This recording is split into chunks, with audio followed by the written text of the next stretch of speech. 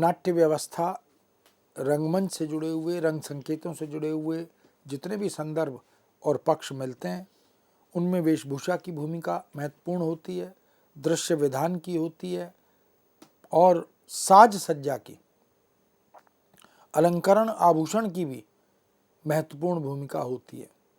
विशेष ध्यान नाटककार, रंगमंचकार रखता है। पात्रों की पोशाक पुरुष पात्रों की कैसी होगी, स्त्री पात्रों की पोशाक कैसी होगी, बच्चों की, बाल कलाकारों की पोशाक कैसी होगी, वृद्ध कलाकारों की पोशाक कैसी होगी, अलंकार किस तरह के होंगे। अगर ग्रामीण संस्कृति और पृष्ठभूमि पर आधारित रंगमंच या नाटक है तो उसी तरह के वस्त्र आभूषण उनका चयन किया जाएगा। वस्त्र परिधान, आभूषण, इनको धारण करना, श्रृंगार आदि प्रसाधनों का प्रयोग करना, वेश विन्यास के आवश्यक अंग बनाकर उनका इस्तेमाल करना, जो व्यक्ति और समाज की रुचि, मनःस्थिति, क्रिया, सौंदर्य बोध, इन सब की युगगत विशेषताओं को अभिव्यक्त करने का काम नाटक और रंगमंच के माध्यम से किया जाता है। अतः सांस्कृतिक अनुशीलन के दृष्टिकोण से इसका अत्यधिक महत्व माना गया है। आधुनिक नाटकों के मंचीय उपस्थापन में आधुनिक सुविधा और साधनों के प्रयोग के साथ ही प्रकाश की व्यवस्था, ध्वनि आदि की व्यवस्था, रंग संकेतों का विधान, यह भी अपरिहार्य रूप से, अनिवार्य रूप से किया जाने लगा है। अब हम देखते हैं कि कभी कभी ये प्रश्न उठता था कि ये जो नाटक है, ये जो वस्तु है, यह जो कथानक है, इसके लिए रंगमंच पर अभिनय करना, इसको खेला जाना ये संभव नहीं है। इस तरह के आक्षेप आरोप लगते रहे। लेकिन जैसे जैसे आधुनिकता आती गई, विकास होता गया और ध्वनि का, विद्युतीय संकेतों का, रंग संकेतों का विकास हुआ, ये जो मंच के लिए तमाम उपकरण जुटाए गए, उससे यह भी एक धारणा स्पष्ट हुई। महाकवि जयशंकर प्रसाद ने अपने निबंध में, नाटक संबंधी निबंध में ये बात कही भी है कि नाटक के लिए रंगमंच होना चाहिए, न कि रंगमंच के लिए नाटक। और ये बात ठीक है कि जिस तरह का भी नाटक हो, वो चाहे ग्रामीण संस्कृति का हो, युद्ध क्षेत्र के लिए तैयार किया गया हो, राष्ट्रीय चेतना का हो, सांस्कृतिक मूल्यों का हो, हम उस नाटक की वस्तु, नाटक की पात्र योजना, नाटक की पटकथा, उसके आधार पर हम मंच सज्जा कर सकते हैं, मंच की परिकल्पना भी कर सकते हैं और ऐसा करना ही चाहिए। रंगशालाओं में बिजली के प्रयोग के साथ ही प्रकाश विधान भी रंग व्यवस्था का एक हिस्सा बन जाता है। नाट्य प्रभाव का विशिष्ट और आवश्यक अंग उसे माना जाने लगता है। इस तरह नाटक के मंच में प्रत्यक्ष कलाकारों के साथ साथ संगीतकार, ध्वनि पैदा करने वाला, प्रकाश की व्यवस्था करने वाला, मंच की सजावट करने वाला और पूरे नाटक को मंच पर खेलने, मंचित करने योग्य बनवाने में महत्वपूर्ण भूमिका निभाने वाला एक बड़ा महत्वपूर्ण पात्र, एक चरित्र जिसे निर्देशक के रूप में जाना जाता है, वह भी एक सामूहिक भूमिका में अपनी महत्वपूर्ण भूमिका का निर्वाह करता है। निर्देशक ही यह बताता है कि किस दृश्य में वह क्या चाहता है, उसे क्या उचित लगता है, कौन सी वेशभूषा होगी, कौन से आभूषण होंगे और किस तरह की पात्र योजना का चयन किया जाएगा। इन सब के सामूहिक और सार्थक प्रयासों के बल पर ही या परिणाम स्वरूप ही कोई नाटक दर्शकों के मन में उतर सकता है, प्रभाव छोड़ सकता है। और यदि यह सब अनुकूलता न हो तो नाटक नापसंद भी किया जा सकता है। हिंदी का आधुनिक रंगमंच जब हम इस पर दृष्टि डालते हैं तो प्रारंभ में 1533 में नेपाल के माटे गांव में अभिनीत विश्वविद्यालय नाटक, इससे नाटक की शुरुआत मानी जाती है। किंतु राजमहलों और जनसाधारण के बीच लगभग 300-400 वर्षों तक खेले जाने के बाद भी हिंदी के रंगमंच की यह परंपरा नेपाल तक ही सीमित रही। हिंदी रंगमंच का नवोत्थान सन 1853 को मराठी नाटककार विष्णुदास भावे की सांगलीकर नाटक मंडली ने 27 नवंबर 1853 में अपने प्रथम हिंदी नाटक गोपी चंदारथान नाटक के रूप में की थी। एक ग्रांड थिएटर मुंबई के उपस्थान से इसका प्रारंभ हुआ। अंग्रेजी नाट्य क्लबों के प्रभाव से ही मुंबई में कुछ नाट्य क्लबों की स्थापना हुई, जिनके आधार पर व्यावसायिक नाटक मंडलियां सामने आ गईं। भारतेंदु के अनुसार हिंदी भाषा में जो नाटक सबसे पहले खेला गया वह शीतला प्रसाद त्रिपाठी का जानकी मंगल नाटक था। यह नाटक ऐश्वर्य नारायण सिंह के प्रयत्न से बनारस में 3 अप्रैल 1868 को खेला गया था। इस तरह हिंदी रंगमंच की 2 धाराओं का प्रचलन प्रारंभ हो गया, एक व्यावसायिक कलाकारों का जो व्यावसायिक रंगमंच बन गया और दूसरा शौकिया रंगकर्मियों का रंगमंच, जिसे क्रमशः व्यावसायिक रंगमंच या तथा शौकिया रंगमंच यानी अव्यावसायिक रंगमंच यह कहा गया। हिंदी रंगमंच का इतिहास बाबू चंदनलाल दुबे उन्होंने इस पर प्रकाश भी डाला। व्यावसायिक पारसी रंगमंच, पारसी थिएटर या रंगमंच को आरंभिक काल में थिएटर से ठेठर शब्द के उच्चारण से पुकारा भी गया।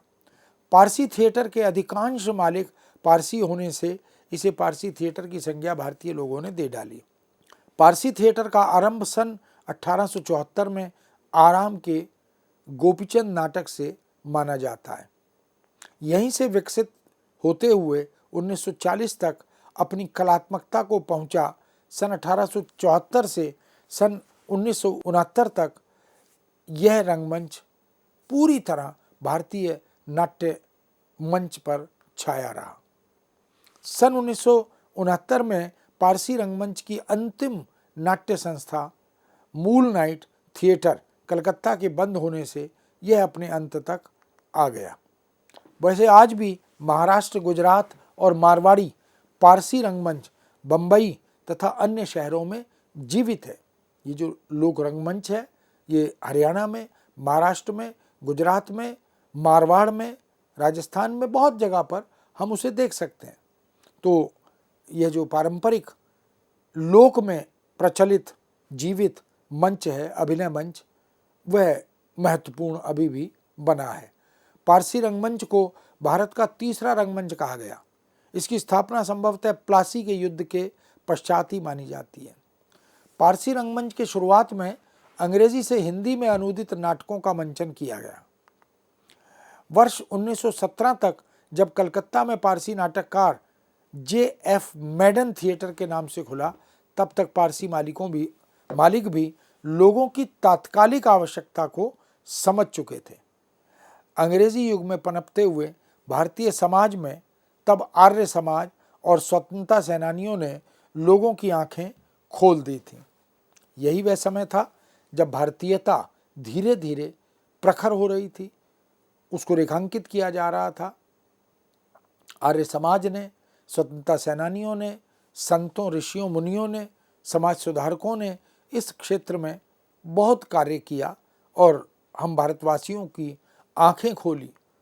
व्यावसायिक पारसी लोगों ने यह भी समझ लिया था कि हिंदू, मुस्लिम, सिख या पारसी लोग भारतीय संस्कृति के महान चरित्रों और उनकी शौर्य गाथा, प्रेम और बलिदान की ही कथाओं को देखना चाहते हैं। यही बात नाटककार ने समझी और आगा हश्र ने मुरली, भागीरथ, गंगा, श्रवण कुमार, सीता बनवास, धर्मी बालक और प्रेमी बालक ऐसे बहुत से नाटक लिखे जो मेडन थिएटर कलकत्ता का इतिहास बन गए। पारसी थिएटर उसने तड़क भड़क और अतिरंजनापूर्ण विशिष्ट शैली को अपनाया। दृश्य निर्देश के लिए प्रयुक्त होने वाले पदों पर भी भड़कीले चित्रों और चटक रंगों का प्रयोग किया गया। पात्रों के अभिनय, वेशभूषा, रूप सज्जा, इन सब में भी जगमगाहट दिखाई देती थी। पारसी नाटक में संवादों को तोड़ मोड़ कर और ऊंचे स्वर में बोलने की प्रथा बन गई थी।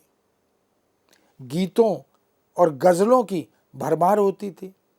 आकाश में उड़ने, भूमि में लुप्त होने अथवा प्रकट होने के लिए विशेष प्रकार के यंत्र लगाए जाते थे, कुछ इफेक्ट्स पैदा किए जाते थे। इस तरह पारसी थिएटर में अधिकांश का जन्म बंबई में हुआ, लेकिन नाम अंग्रेजी में रखने की एक परंपरा चल निकली। बाद में ऑफ बॉम्बे लगा दिया गया। देश में भ्रमण के अतिरिक्त इन्होंने दूसरे देशों की भी यात्राएं प्रचुर मात्रा में की, नाटक लिखे और नाटक खेले भी। भारतेंदु का उदय और अव्यावसायिक रंगमंच का आगमन यह 1850 में हुआ। 1850 से 1900 तक का समय भारतेंदु युग का समय माना गया।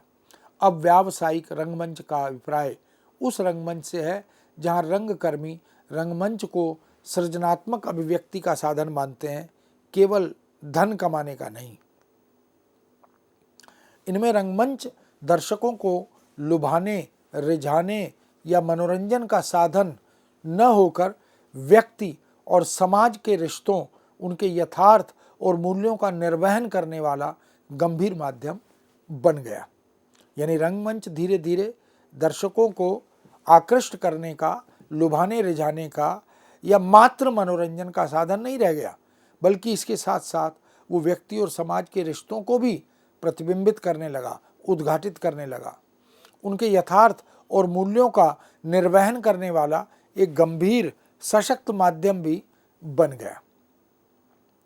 हिंदी के अव्यावसायिक रंगमंच का प्रारंभ काशी के बनारस थिएटर में, जो पुराना नाचघर के रूप में जाना जाता था, उसमें 3 अप्रैल 1868 को प्रदर्शित शीतला प्रसाद त्रिपाठी का नाटक जानकी मंगल, इससे हिंदी के अव्यावसायिक रंगमंच का शुभारंभ हुआ था।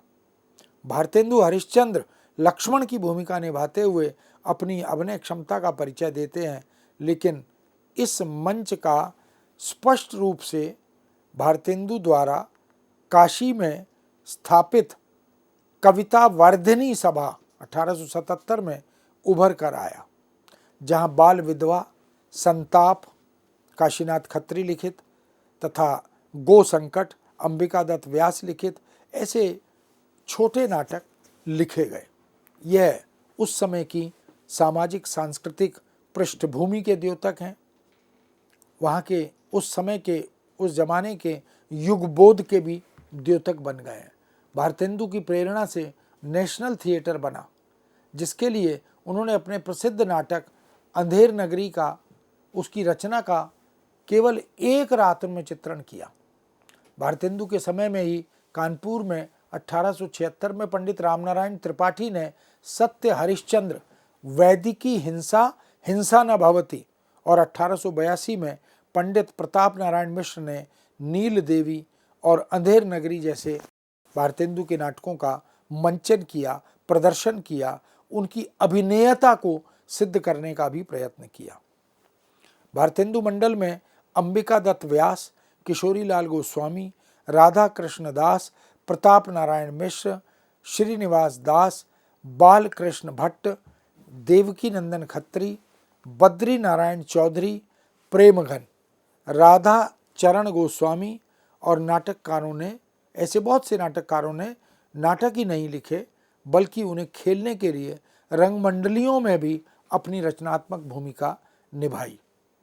इन नाटककारों ने प्रयाग, जिसको आर्य नाट्य समाज 1870-71 में हम देखते हैं, श्री रामलीला नाटक मंडली, इनमें हम देख सकते हैं कि कानपुर से पंडित नारायण त्रिपाठी की मंडली, ये सारी मंडलियाँ अलग अलग, चाहे वो आर्य नाट्य समाज हो, चाहे वो श्री रामलीला नाटक मंडली हो, चाहे वो पंडित नारायण त्रिपाठी की मंडली हो, 1876 में भारत मनोरंजनी सभा तथा MA क्लब, इनका भी आगमन हुआ। उन्होंने रसिक मंडल, पटना में पटना नाटक मंडल, और अनेक ऐसे स्थान जहाँ पर रंगमंडलियाँ बनाई और उन्होंने नाटकों का मंचन, प्रदर्शन, अभिनय दृष्टि से उनकी प्रस्तुति ये सुनिश्चित किया।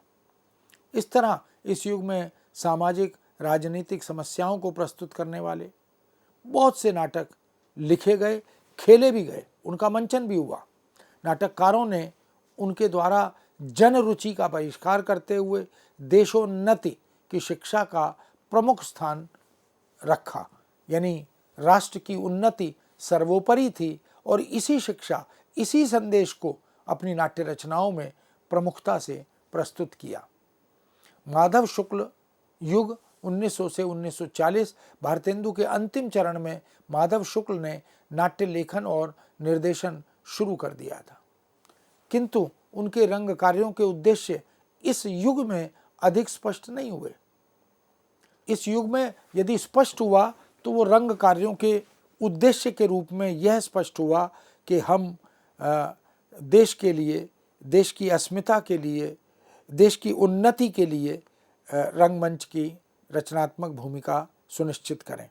अपने नाटकों और प्रदर्शनों तथा कई रंगमंडलियों का संगठन करने में अंग्रेज़ों के दमन के खिलाफ साफ साफ कहने का स्पष्ट उद्देश्य उनके सामने विद्यमान था। इस युग में श्री नागरी नाटकी मंडल 1908 से 1980 तक, भारतेंदु नाटक मंडली 1907 से 13 तक, 1918 से 40 तक काशी में, हिंदी नाट्य समिति 1906 से 1939 तक कलकत्ता में, और हिंदी नाट्य पार्षद ये 1918 से 1956 ईस्वी तक, मनोरंजन नाटक मंडली 1914 से 1927 तक आरा में। इस तरह बहुत सी मंडलियों ने मुख्य सुव्यवस्थित रूप में, सुव्यवस्थित पद्धति से नाटकों को प्रदर्शित करते हुए हिंदी के अव्यावसायिक रंगमंच में अपनी महत्वपूर्ण और अविस्मरणीय भूमिका यह निभाई। आधुनिक युग तक आते आते 1940 से वर्तमान तक हम देखें, माधव शुक्ल के बाद 5वें दशक तक एक ठहराव की स्थिति सी आई। हिंदी नाटक केवल वार्षिकोत्सवों तक, हिंदी दिवस तक या अन्य समारोहों तक खेला जाने लगा। चौथे 5वें दशक में स्कूल, कॉलेज आदि में रामकुमार वर्मा, भुवनेश्वर, उपेंद्र नाथ अश्क, जगदीश चंद्र माथुर, इन सब के नाटकों का एकांकी का खेले जाने का एक शुभारंभ हुआ और उस परंपरा का निर्वाह हुआ।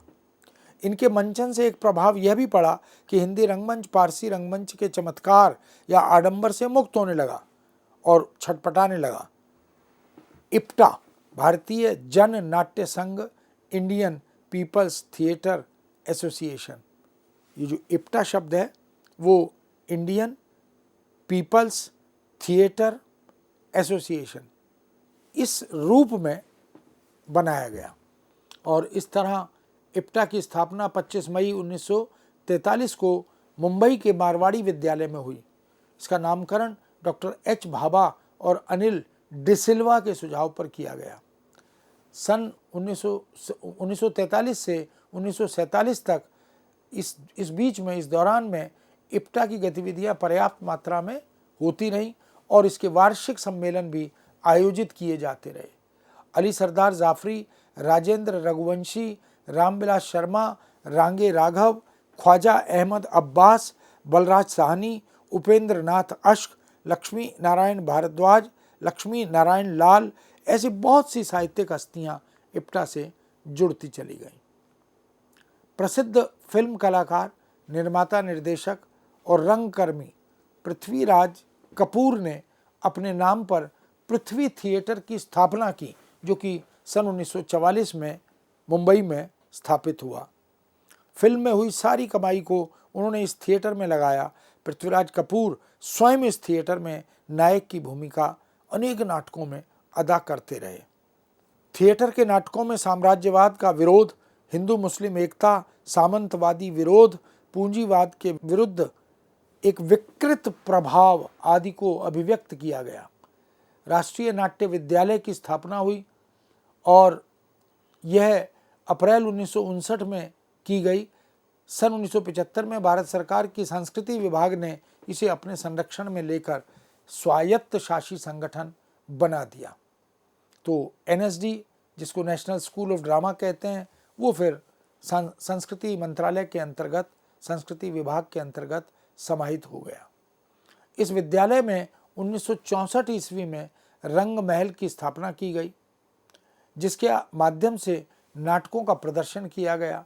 इस विद्यालय से हिंदी में रंग प्रसंग नाम से और अंग्रेजी में थिएटर इंडिया नाम से पत्रिकाओं का प्रकाशन भी किया जाता रहा। इस तरह रंगमंच वह माध्यम है, रंगमंच वह शक्ति है जो नाटक से अधिक कोई और विशेष चीज़ बन जाती है। रंगमंच से ही नाटक की पहचान होती है। रंगमंच में कलाकारों के सामूहिक योगदान को किसी भी स्तर पर हल्के रूप में नहीं लिया जाना चाहिए। मित्रों, इस दृष्टि से हम देख सकते हैं कि हिंदी नाटक जो है वह अपना एक सुदीर्घ इतिहास अपने साथ लेकर चलता है। लेकिन इस आभिजात्य रंगमंच के समानांतर यह जो लोक रंगमंच की परंपरा प्रारंभ हुई वह भी साथ साथ चलती रही। लोक रंगमंच ने लोक अभिरुचि का ध्यान रखा, लोक में रहने वाले नागरिकों की ग्राह्यता और उनके स्तर का भी ध्यान रखा, उनकी अपेक्षाओं का भी ध्यान रखा। इसलिए उन्होंने उस अभिरुचि की पटकथाएं लिखकर या उन रचनाओं का मंचन करते हुए उसमें राष्ट्र को, राष्ट्रीय अस्मिता को, राष्ट्रीय गौरव को भी जोड़ दिया। इसलिए राष्ट्र के प्रति इन लोक में प्रचलित नाट्य कृतियों में या अभिनय की जाने वाली रचनाओं में राष्ट्र को महत्वपूर्ण इकाई और उसके प्रति हम सब की कृतज्ञता, इसका बोध कराने का काम भी लोक रंगमंच करता रहा। लोक रंगमंच ने निश्चित रूप से आभिजात्य थिएटर से और जो साहित्यिक सांस्कृतिक समुदाय में स्वीकृत की जाने वाली रचनाएं हैं, नाट्य रचनाएं, एकांकियाँ, बहुत से नाटककार, बहुत से एकांकीकार दोनों का सृजन करते रहे। लेकिन पारसी थिएटर की तरह पूरे देश में अलग अलग राज्यों में छोटी छोटी नाट्य मंडलियाँ बनती रहीं। वो भी जन सामान्य को समसामयिक चिंता और जो मुद्दे थे, जो समस्याएं थी, उनसे जोड़ने का काम करते रहे। चाहे प्राकृतिक आपदा हो, चाहे कहीं किसी अनुशासन विशेष को लेकर हो रहे अन्याय के विरुद्ध आक्रोश हो, कहीं सामाजिक सांस्कृतिक रचनाओं की पुनर्आख्याता मंडलियों के रूप में वो उसकी प्रस्तुति हो, उन सब को देखकर हम अनुमान लगा सकते हैं कि आभिजात्य रंगमंच के साथ साथ इस लोक रंगमंच ने भी अपनी जगह बनाई है। इस तरह से हम अभी भी आज की दुनिया में भी बहुत सी सामाजिक समस्याओं को, मुद्दों को, कहीं हत्या होती है, कहीं अपहरण होता है, कहीं बलात्कार होता है, इस तरह की घटनाओं को देखकर ये जो लोक रंगमंच से जुड़े हुए लोग हैं, ये जो मंडली के लोग हैं, ये जन जागरण का काम करते हैं। ये लगभग एक संदेश जो सकारात्मकता के साथ अखिल भारतीय स्तर पर एक विराट समुदाय तक पहुँचे, उसको पहुँचाने का काम भी करते हैं। इस तरह रंगमंच निश्चित रूप से नाटकों के अनुकूल, नाटकों के लिए होता है, होना ही चाहिए। लेकिन जो इस तरह की छोटी छोटी नाटिकाओं को, लोक रंगमंच की एकांकी रचनाओं को या तमाम तरह के नुक्कड़ नाटकों को जो प्रस्तुत करते हैं, जो खेलते हैं, उन्हें किसी रंगमंच की आवश्यकता बहुत नहीं होती। वो तो गली मोहल्ले में, गाँव में, शहरों में और तमाम तरह के बड़े बड़े जो शॉपिंग सेंटर हैं, वहाँ पर हम इस तरह के अभिनय को, इस तरह की प्रस्तुतियों को देख पाते हैं और उनमें भी राष्ट्र को सर्वोपरि रखते हुए, मानते हुए वो नाटककार, वो निर्देशक अपनी बात को, अपने मंतव्य को जन सामान्य तक पहुंचाने का काम करते हैं। कभी कभी उसमें आक्रोश भी होता है, कभी कभी नाराज़गी भी होती है, और कई बार ऐसा भी होता है कि उनके माध्यम से हम सहजता से एक संदेश जो समाज को देना चाहते हैं, भारतेंदु ने जैसे दुर्लभ बंधु लिखा, भारतेंदु ने जैसे भारत दुर्दशा लिखा, और इसी तरह भारतेंदु युग और द्विवेदी युग में बहुत से नाटक, बहुत से नुक्कड़ नाटक, बहुत सी छोटी छोटी नाटिकाएं इसी रूप में प्रस्तुत की गईं, जिन्होंने समाज की विद्रूपताओं को उद्घाटित किया और इस क्षेत्र में महत्वपूर्ण अवदान किया था। इस तरह हम देख सकते हैं मित्रों कि लोक का जो रंगमंच है वो राष्ट्रीय एकता के मंतव्य के को समर्पित है, प्रस्तुत है, और निश्चित रूप से यह उसका नैतिक धर्म भी है, उसकी नैतिक जिम्मेदारी भी है, उसके पात्रों की, उसके निर्देशक की, कि वो अपनी रंगमंचीय या अभिनय परक जो अपनी प्रतिभा है उसका रचनात्मक परिचय वो देते चलें। इस विषय को यहाँ विराम देते हैं, पुनः आपके समक्ष उपस्थित होंगे। आज्ञा दीजिए, नमस्कार।